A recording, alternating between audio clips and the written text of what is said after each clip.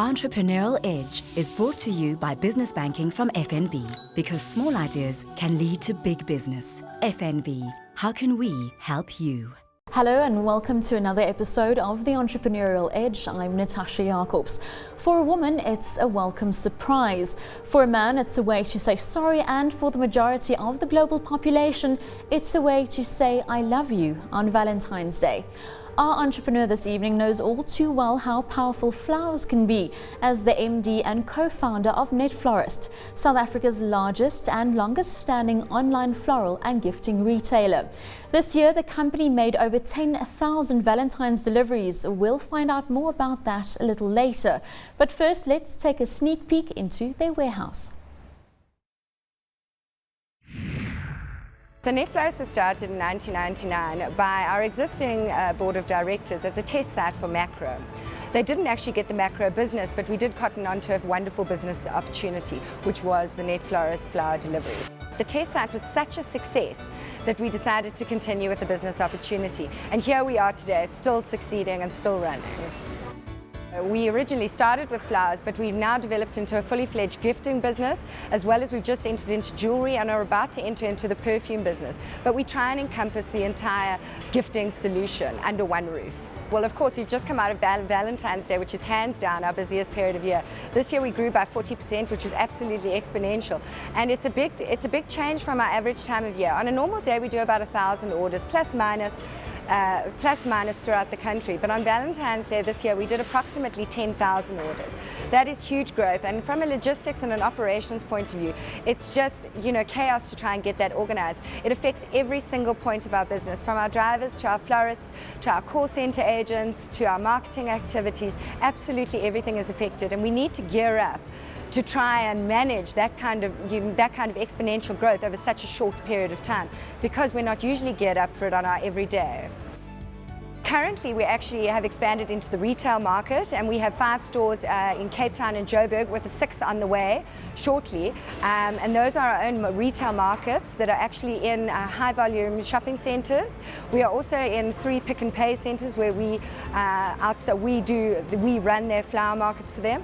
It's sort of in test phase at the moment, so we're trying to establish the revenue opportunities within that, but that is definitely a growth opportunity. And as I said, we're also about to launch Net perfumes.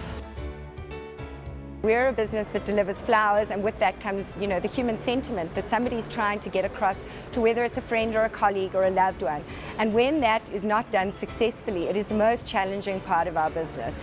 We need to get things there on time. A birthday happens one day of the year. We can't deliver it late. We can't deliver to the wrong address. We can't give it to someone else to give to them the next day. It just doesn't work like that. We need to deliver when we say we're going to deliver. We need to deliver the quality we promise that we're going to deliver, and we need to do it all right. Otherwise, we're in huge trouble. I think that it has to be the people, and especially on our big occasions, the fact that everyone will sit here and work late and team together to get whatever needs to be done by the certain deadline. It also makes things a lot easier, because we're sort of not a family-orientated business, but flat structured. Things can happen quickly. We can be diverse. We can, think on our feet and change things as we need to. And not having that red tape in an organization really helps to get things done quickly. Ryan Bacher is the co-founder of Netflorist, and he's our guest on the Entrepreneurial Edge this evening. Ryan, welcome. Hi, thank you. Now, before we even get into the Netflorist story, how does an LLB law graduate, not to mention a man, end up starting and running South Africa's most successful floral and gifting service? So, by mistake, that's the truth. When I graduated, I went to work overseas a little bit at Club Meds. Actually, I was in the hotel industry for a little bit, and then I came back and worked for an internet company. And as Zoe said, who's heads our marketing, we were approached by the Macro group of companies. At that stage, it was Macro and Game, and they wanted us to help them go online. This was 1999 and very early in the online phase in South Africa. And we said to them, the best way for us to help you online, we'd build something so that we understood how the chain worked, how a website worked, and credit card transactions, and all these things are now taken for granted, but in 1999 they were new. And so we thought, well, we looked overseas and we kind of tried to see something that we could sell for a little bit of time, a month or two, and flowers had started selling online early in the online phase, and we didn't understand why then, but we do now. Is one of the big challenges of selling a product online is touching and feeling. So you have to get around that. So that's why most people don't buy couches online and those, because they want to sit on them, they want to feel them. Absolutely. And in flowers, people hadn't been going into a florist for years before the internet. They'd been calling a florist. So the barrier to get around feeling and touching the product wasn't there because people weren't doing that anyway. They were using the telephone before the internet. And that's why flowers had started in America early on. So we saw and we thought, well, we'll sell flowers for a little bit. Whether we sold 1 or 2 arrangements didn't matter. We just build a system, go to macro and say, okay, we understand how this technology works, and here it is, and we'll put you online. And 12 years later, we're still selling flowers. So that's it. It was entirely by mistake. Now, you mentioned 1999, which was, some would say, the height of the dot-com boom, and subsequently 2 to 3 years later was the dot-com crash. Right. As a fledgling online company, how did you manage to mitigate those difficult waters? So just to put the lingo, they called it .com and then .bomb. That's what they called it at that time. And you're right, it was 1999, 2000, 2001. There was everybody was just very excited if you had .co.za next to your name. And then in about 2002, everybody got very unexcited about it. And we were lucky to some extent because the reason why the .bomb happened really was because, and some people think it's happening again now. Some people think we're in the second. The overvaluation Right, of exactly. companies. So what was happening was people were valuing a company based on how many customers it can acquire, not the profitable model of the company. So in 1999 and 2000, if you had a .co or America.com next to your name, people would just invest a whole lot of money, and you would say, well, I'm getting all these customers, and at some stage I'll work out how to make money out of them. And what happened in 2002, when those companies went for their 3rd and 4th and 5th round of funding and said, look, we need more money, some of the astute investors started to say, okay, look, we've given you money before many times. We now want to see the model. How does this model actually work? And they couldn't show them a model that would work. There's no, we're just spending more and more money on marketing and advertising, and we'll work it out later. And the money dried up. People said, well, we need to work it out now. And so a lot of companies who'd over-invested couldn't pay the debts anymore, and the investors went away. So they just closed, they just collapsed. And the reason why I say we were lucky is we didn't have a whole lot of money to start off with. So we didn't have the luxury of making the error of chronically over-investing ahead of the curve. So when crash happened, we weren't overgeared. So we were a bit quiet for a while, while everybody collapsed. And it's an amazing thing, actually. I was part of a group that founded this forum called SAFE, which stood for the South African Forum of Retailers. Yeah. And in the year 2000, we had our first meeting, and there were 120 people who came. Yes. 120 people who were building businesses online. And in 2004, we had a meeting, and there were 11 of us. So everybody else had gone. Absolute reflective of what was happening in the time. Right. And so we were able to ride through that environment. I think firstly because, as I said, we didn't overgear ourselves, and also we were actually selling a physical product. So unlike a lot of businesses at that time who were selling virtual things, and some weren't even selling, some were just acquiring customers, and we were actually, selling a product for 100 Rand and making 50 Rand on it. So we were making, there was a revenue stream right from the beginning, and we were lucky to ride through that. Now, besides the shaky online side of things in the beginning, what were some of the other initial challenges Netflorist faced? Geez, it seems like there were only challenges. Our first challenge was that a bunch of techies and a law graduate were getting into the flower industry, and we just knew nothing about it. So, we'd stumbled onto it because of this test with macro, but when we then decided, hold on, there's actually a model here, we knew nothing about flowers. We were in an industry that we just had no competence in. So where did you get those expertise?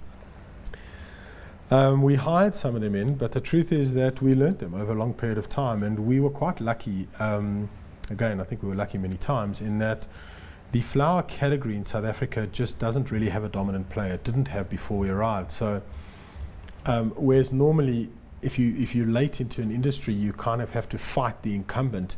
We didn't really have that kind of environment in South Africa, so we were able to build this business over a while, build our brand without a lot of clutter.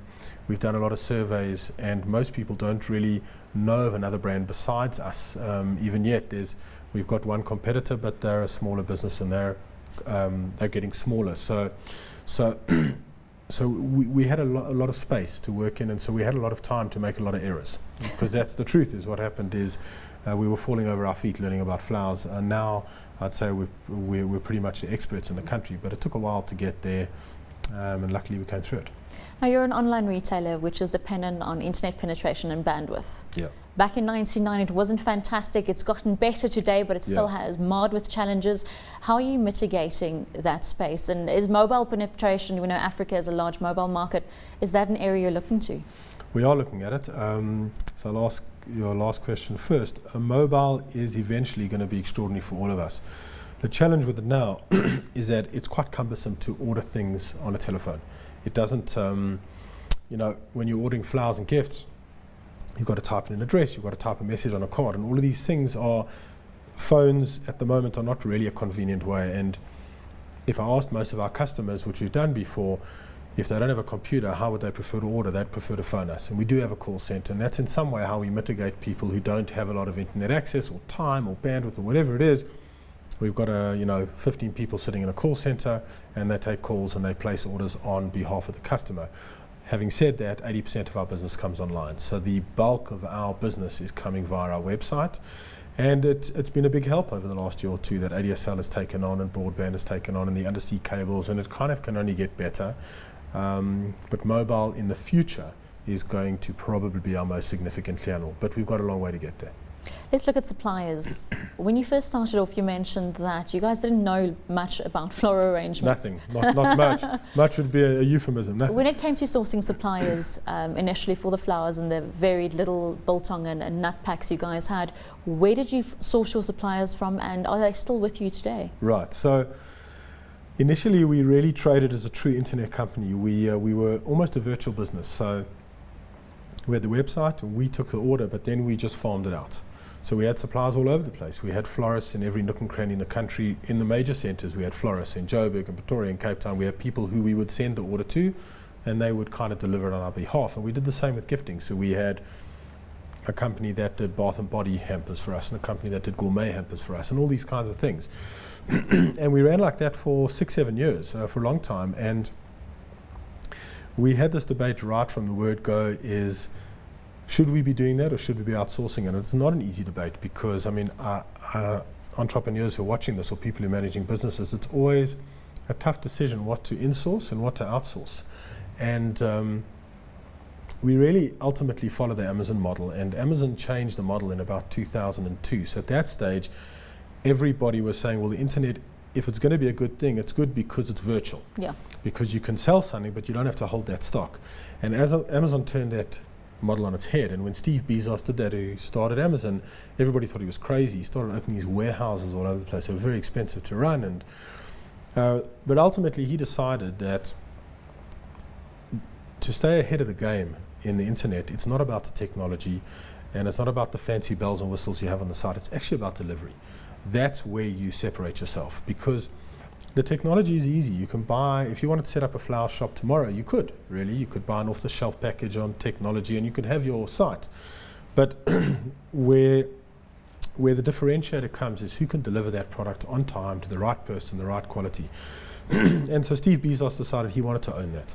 And in about 2006, we decided that we wanted to go that route. So the same model. Yeah, so we basically brought everything in-house. So the clip that we saw earlier, that's one of our, we've got quite a few warehouses, and almost all of the product that we deliver comes out of our own warehouses. We've got some florists in outlying areas where we're not going to have our own florist in Narbonne, Spruit or Hazyview, and so we outsource to people in those areas. But pretty much for the rest of it, we're in charge of the channel, so we've moved it all in-house.